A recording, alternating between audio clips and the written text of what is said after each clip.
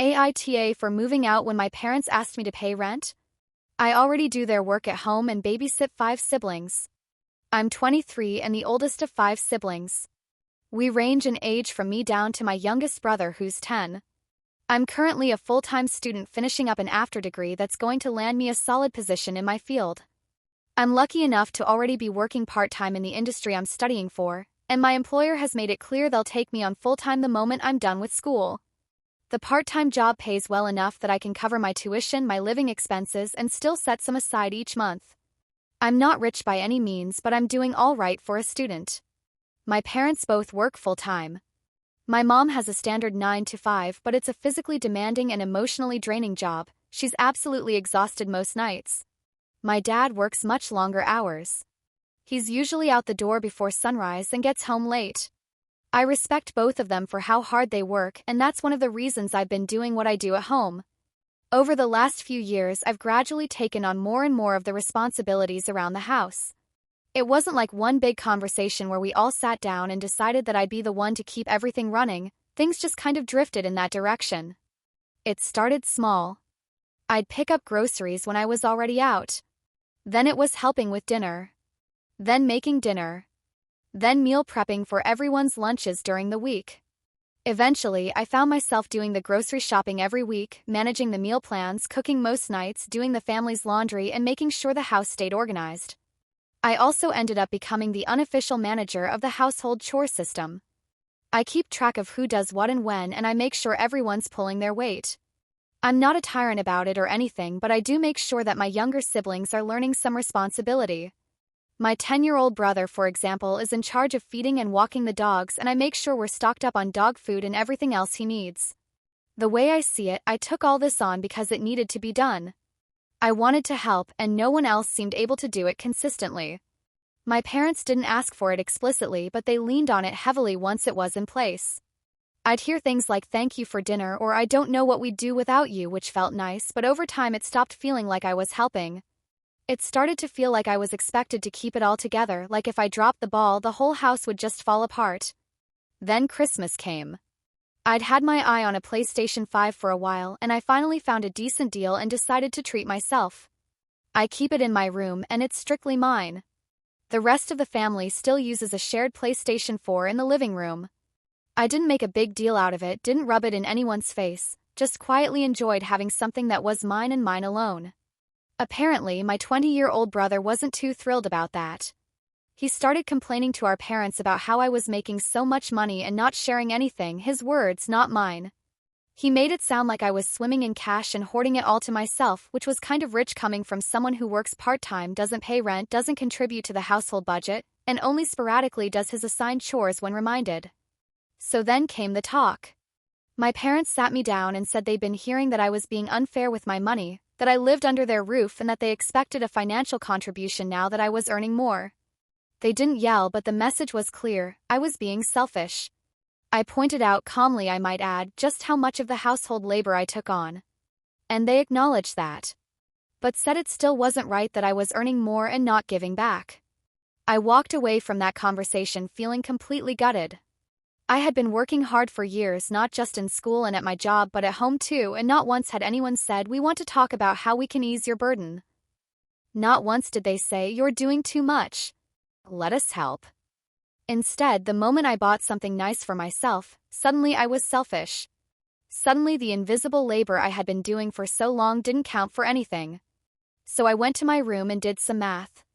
If I gave them the amount they asked for each month, I'd still have about $800 left after bills, savings, and spending, which is okay.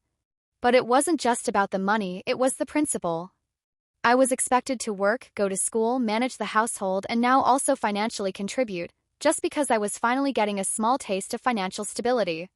I looked at my course load and realized that if I dropped a couple of classes, I could shift to nearly full-time hours with my employer. It would push back my graduation by a year, but I'd be making significantly more money and I could afford to get my own place. And with my own place, I wouldn't be the household manager anymore. I wouldn't be the one doing laundry for 6 people, planning meals for the week, cooking, shopping, organizing, and fielding complaints about who did or didn't clean the bathroom. I would have time. I would have peace. I would finally have space that was truly mine, not just a bedroom with a door I closed at night. So now I'm stuck in this weird place where I'm seriously considering moving out. I know that if I go, things at home will get chaotic fast. The laundry won't do itself, the meals won't prep themselves, the grocery lists won't write themselves.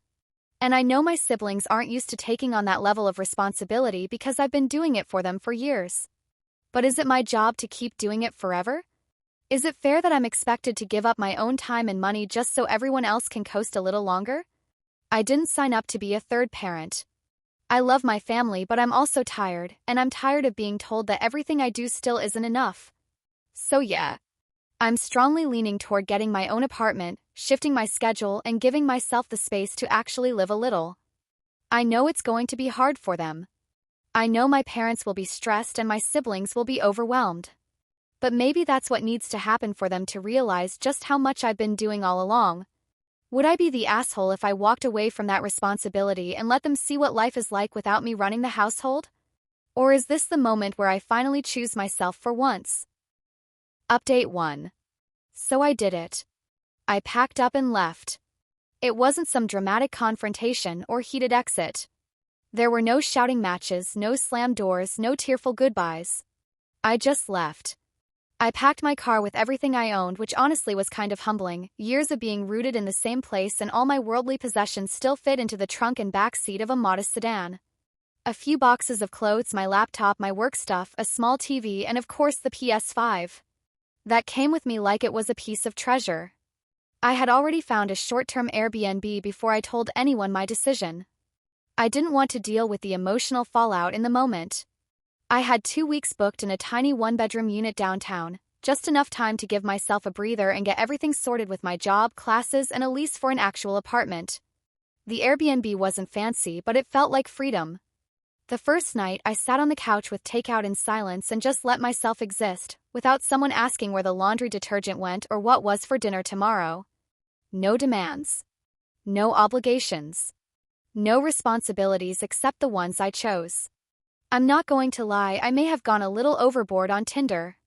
I hadn't realized how much of my life had been paused while I was under my parents' roof. It wasn't just the logistics of not having privacy, it was the psychological weight of always being on. Always managing. Always the reliable one. I'd never had the chance to really date. Not properly. And now here I was, living alone for the first time with a decent income, time to spare, and no one watching over my shoulder. Let's just say I made up for lost time. No regrets. After 2 weeks, I signed a lease on a small but comfortable apartment just outside the city core. It's not luxurious, but it's clean, quiet, and most importantly, mine. I set up my own little corner of peace. A couch that no one else sits on. A kitchen where nothing disappears. A bedroom that stays clean unless I mess it up. I'm still finishing out this semester as a part-time student to keep things steady, but I've already arranged to move to full-time hours with my employer over the summer. Then come fall, I'll balance a reduced course load with continued full-time work. It means my second degree will take a bit longer, but I'm financially independent now, and that matters more. Of course, this all came with fallout.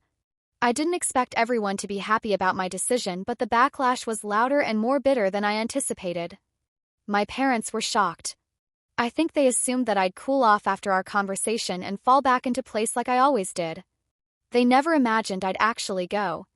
That I'd really pack up and leave. They're upset and they're not hiding it. There have been passive-aggressive texts, awkward silences, and one long email from my mom laying out everything they feel I owe them. I haven't answered it. The house, from what I hear, is a disaster. Not physically falling apart, but the rhythm is gone. That quiet, invisible structure I kept in place is gone now, and it turns out no one knew how much I was doing until I stopped doing it. My parents didn't have the bandwidth to pick up the slack. So they made the next logical move in their eyes. They passed it all on to my 20-year-old brother. The same one who complained about how I didn't share my PS5. The one who said I was unfair for not giving back more. Now he's in charge. The grocery shopping. The laundry. Meal planning. Meal prep. Managing the household schedule. Making sure the dogs are walked and fed and have food. Coordinating chores with the younger kids. Keeping the fridge stocked. checking that everyone has lunches ready to go. All of it. His own chores didn't disappear either. And the rest of the siblings had their responsibilities ramped up to compensate. And they're all pissed. My siblings, who used to coast through the week with lunches magically packed and laundry folded neatly on their beds, now have to pull their weight. The youngest is suddenly very aware that feeding the dogs doesn't mean pouring kibble into a bowl, it also means making sure there's kibble in the house to pour. My sister, who used to leave her dirty dishes for later, now gets lectures from my brother about cleaning up after herself. It's like the whole house was running on an engine no one could see, and now that I'm gone the engine stalled. And they're trying to crank it back to life with sheer resentment. My oldest brother, though, is especially salty. Apparently he's constantly overwhelmed. He complains about not having time to himself, and he's frustrated that his girlfriend isn't allowed over when my parents aren't home. He doesn't have a private space to just be the way I used to not have one. He's realizing how suffocating that can be. He tells mutual friends how unfair it is, how he's been dumped with all this responsibility, how no one listens to him, how tired he is. Ironic, right? I haven't rubbed it in. I haven't gloated. But I won't lie, there's a part of me that feels vindicated. This is what I was doing. This is what I carried. And no one saw it until I put it down. I do feel bad sometimes. I don't hate my family. I love them.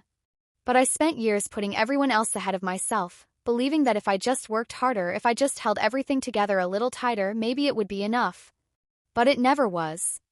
The moment I had something of my own, I was guilt for it. Expected to hand it over, expected to do more. It didn't make sense to keep doing all that and pay rent on top of it. If I was going to be treated like a tenant, then I was going to live like one with my own lease, my own space, and my own freedom. So now I live in my own place with my own things, answering to no one. I go to work, I come home, I cook for myself, or not at all. I clean when I feel like it. I sleep without being woken up early because someone forgot to set their own alarm. I come and go as I please. And yeah, the guilt lingers some days.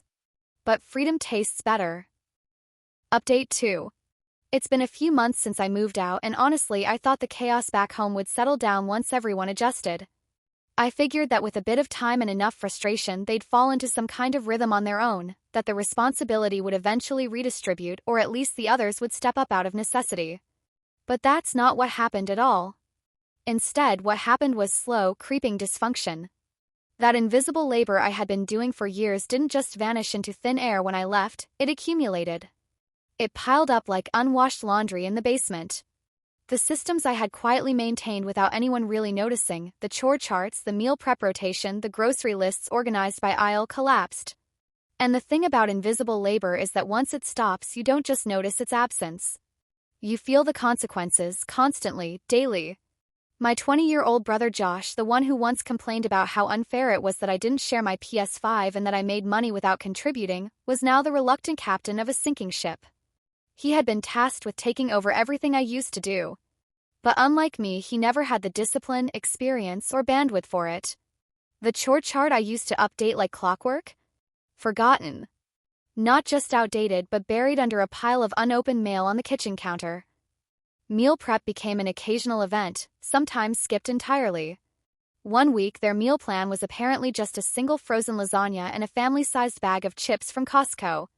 I heard about that one through my youngest brother, who texted me with a picture of the dinner plate and a sad-looking thumbs-up emoji. The dogs didn't escape the fallout either. My 10-year-old brother, who I used to remind and double-check constantly, forgot to feed them 2 days in a row. When I found out, I had to resist the urge to drive over and fix it myself. But I didn't. I held the line. Because this was their house now. Their responsibility. From what I've gathered, the house itself became a constant mess. Dishes stacking up in the sink. Laundry left wet in the washer until it started to smell. Random fast food wrappers on the counters. Half-finished school projects on the table. No one knowing if there was milk in the fridge until they were pouring a bowl of cereal. It wasn't that my family was incapable, it was that they had no muscle memory for the day-to-day maintenance I had always done silently in the background. And now they were having to build that from scratch in real time while already overwhelmed. My parents, who both still work full-time, tried stepping in at first. They really did. But they just didn't have the energy for it. My mom came home from work too exhausted to think about coordinating who cooked or vacuumed or made sure the lunches were packed. My dad, who already works long hours, wasn't about to start managing household logistics in the little time he had off. Tensions started to build. They began getting snippy with everyone, snapping at the kids, arguing more frequently, and walking through the house with that specific exhausted frustration that only comes from constantly picking up other people's slack. That's when the subtle campaign to get me back started. First, it was small, easy-to-ignore texts from my mom. "The kids miss you. Maybe come by for dinner." Or, "Made your favorite tonight in case you're in the area." Then my dad started chiming in. "Hey, the Wi-Fi setup's been weird. Think you could help out?" They never outright asked me to move back, at least not at first, but the intention was clear. They were trying to test the waters. Trying to reel me back in with nostalgia, guilt, and small requests they hoped would snowball. I wasn't buying it. I stayed polite but firm. That's not my job anymore. I didn't move out on a whim. I left because I had spent years being the unpaid, unacknowledged third parent of that household. I wasn't going to be lured back in to patch up the sinking boat while everyone else kept drilling holes in the hull. But they didn't stop. After a few more weeks of things spiraling, the subtlety disappeared. I got a phone call from my mom one evening. She was stressed, clearly overwhelmed, and she didn't mince words this time. She said, "We think it would be good if you moved back in. You're part of this family and things just aren't the same without you." That line hit me hard, not because it was emotional but because of the irony. Things weren't the same without me. Exactly. That was the point. I reminded her that I left for a reason. That I wasn't their built-in caretaker. That if the household wasn't running smoothly, it wasn't my fault, it was the result of years of taking me for granted. If they wanted to fix it, they needed to start teaching the younger siblings how to contribute, not just wait for me to come back and rescue them. She wasn't thrilled with that answer. And then something unexpected happened. My dad reached out again a few days later, but this time it was different. He wasn't trying to guilt-trip me or sugarcoat anything. Instead, he offered a compromise. He said, "What if we actually paid you? Like a proper arrangement. You'd have clear responsibilities, but you'd also get rent money and your own schedule." At first, I laughed out loud. The idea of being a paid family coordinator sounded absurd, like some weird dystopian domestic internship. But then I started thinking, why was it absurd? I'd been doing unpaid labor for years. Running a household of 7 is not some casual side hobby, it's a full-time operation. And if they were finally recognizing that labor had value, was it really so crazy? What if I treated it like a part-time job? What if I had boundaries and structure? What if I didn't live there but visited on designated days, handled what needed to be done, and got compensated accordingly? What if I took the emotional messiness out of it and approached it like I would any other contract gig? What if instead of running myself ragged for free, I set limits and got compensated fairly? Update 3. So I moved back, but on my terms. After my dad floated the idea of a paid arrangement, I spent a couple of weeks thinking it through. I weighed the pros and cons, wrote out a list, ran numbers, and talked it over with a couple of friends. The idea of returning to the house I'd fought to escape felt like a step backward. But the idea of monetizing the labor I had already been doing for years without recognition? That was strangely appealing. Not because I missed the chaos, but because for the first time I'd be in control. I wouldn't be drifting back into old patterns, I'd be coming in as someone with leverage, with structure, and with the ability to say no. So we negotiated. I was clear from day one. No rent. Period. I wasn't going to move back in just to pay for the privilege of doing domestic labor. My parents agreed. I told them I wanted my own room, which was a given, but I added a lock on the door myself. Bought it, installed it, and kept the key on my own ring. It was symbolic as much as it was practical. This was not going to be my childhood bedroom anymore. This was going to be my space, with boundaries. But the most important part was the written agreement. I typed it up myself, nothing fancy. Just a clean one-page document that laid out exactly what I would and would not be responsible for.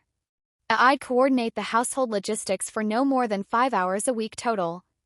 That included prepping meals for the week on Sundays, just dinners, lunches, everyone's own problem. A building out a grocery list based on what people submitted to the shared spreadsheet. A creating a weekly chore chart that broke tasks down by day and assigned them out by name. Or on Wednesday evenings, I'd check in, make adjustments, and reassign anything that had fallen through the cracks. That was it. If someone didn't do their part, I didn't pick it up. I didn't cover for anyone. I wasn't going to be the backup plan anymore. In return, I get $500 a month, no strings attached. It's basically a side hustle now, my version of freelancing for a very dysfunctional hyperlocal nonprofit with 7 board members who can't agree on anything. I still work full-time. I still take part-time classes to finish my degree. The difference is that when I'm at the house, I'm not the third parent anymore. I'm just a consultant. I show up, I do my 5 hours, and then I go live my life. Josh had to go back to managing his own schedule, which was a wake-up call for him. The same brother who once thought I was being selfish for not sharing my things was now suddenly very aware of how much easier life had been when I was quietly keeping the entire household functional. Now he has to do his own laundry, prep his own meals, and juggle chores like everyone else. My younger siblings also had a hard reality check. There were no more invisible hands cleaning up after them. No quiet reminders about forgotten lunch bags or late-night laundry swaps. They had to start taking care of their spaces, managing their time, and learning actual responsibility. The first few weeks were a disaster: missed trash days, soggy sandwiches, dogs whining for dinner that hadn't been served. But gradually they started to adapt. The biggest surprise? My parents actually stuck to the deal. I expected cracks. I expected them to slip back into old habits, to just ask for one more thing or quickly delegate some last-minute task. But they didn't. To their credit, they respected the boundaries. They realized that they had relied on me for far too long and that this arrangement, weird as it sounded, forced them to finally reckon with the household they'd created. I wasn't the live-in patch for their lack of structure anymore. I was just the planner. The accountability system. And they had to actually follow through. I think that's what changed the dynamic most of all. The house didn't magically become efficient or organized overnight. It's still loud and messy. Someone still forgets to put the laundry in the dryer. The dogs still bark too early in the morning. But now the mess belongs to them. It's not mine to solve. I'm not absorbing the stress like I used to.